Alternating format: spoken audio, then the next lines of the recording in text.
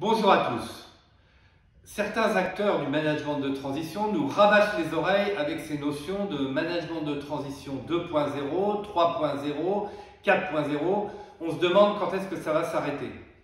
Nous, chez Objectif Cash, on a un principe simple. Dans management de transition, le mot important, c'est management. Ça veut dire concrètement que le manager, il se confronte aux équipes, il est sur place, il partage les lieux de vie, les outils, et il est bien sûr dans la confrontation au quotidien des idées et aussi parfois il y a des disputes et toujours on se réconcilie évidemment avec les équipes du client.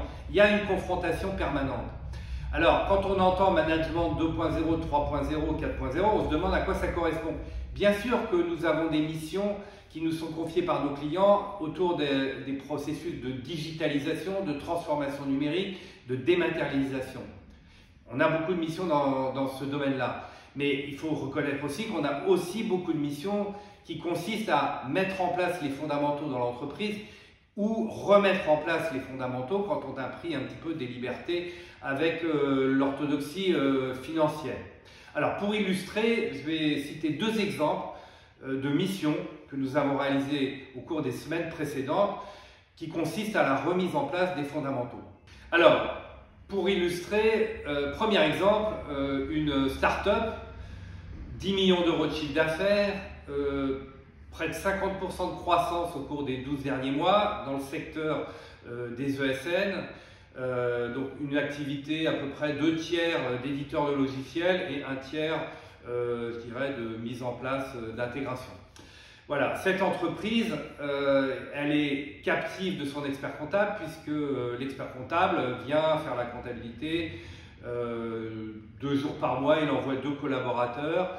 Voilà, la problématique c'est que l'entreprise a une très forte croissance et que l'expert comptable, il a d'autres clients et donc quand on fait des situations, et l'entreprise fait des situations à peu près 2 fois par an, eh bien on reçoit les comptes très tard, parfois 1 mois, 2 mois après la clôture. Alors entre-temps, l'entreprise, qu'est-ce qu'elle a fait? Elle a substitué à cette dépendance de l'expert comptable, elle a mis en place une comptabilité sur Excel. Donc concrètement, on paye des gens à faire de la comptabilité sur Excel, on paye des gens à la fin du mois à faire de la comptabilité sur un logiciel de comptabilité. Logiciel de comptabilité, bien évidemment, l'entreprise n'a pas accès à ce logiciel. Et puis après, on repaye à la fois de l'interne et de l'externe pour se rapprocher parce qu'en permanence, il y a des écarts et on passe des semaines de travail à se réconcilier. Donc, la mission confiée à Objectif Cash, arrêter cette gabegie, éviter d'avoir ces doublons, puisque finalement, on fait le travail 2 fois, voire 3 fois à chaque clôture.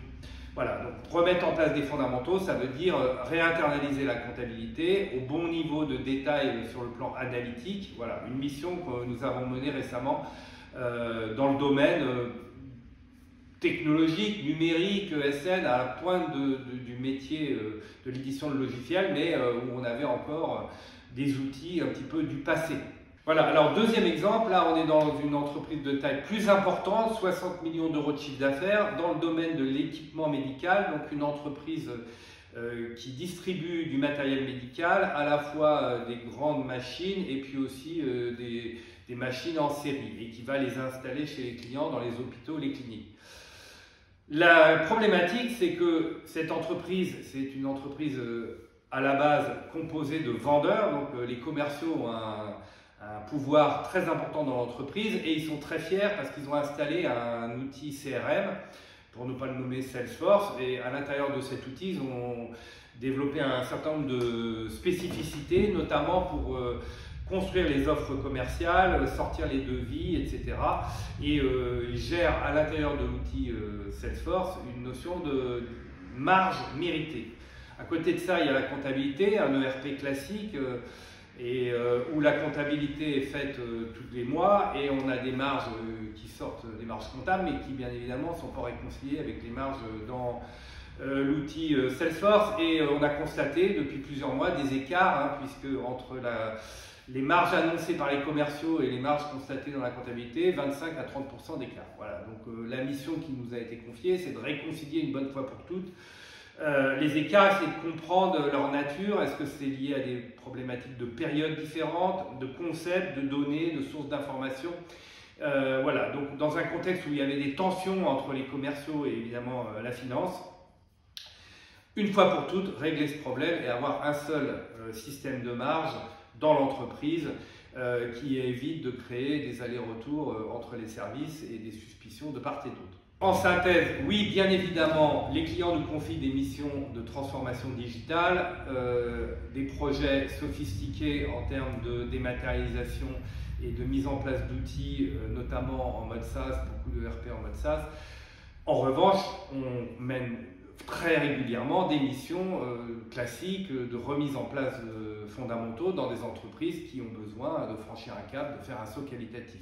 Voilà, donc dans ce contexte-là, le management de transition a encore de beaux jours devant lui, avec cette diversité de missions, des missions très techniques avec des outils à la pointe du marché et puis des missions plus classiques où on remet en place des comptabilités générales ou analytiques en route avec une maîtrise de la fiabilité des marges et une maîtrise de la fiabilité de la trésorerie.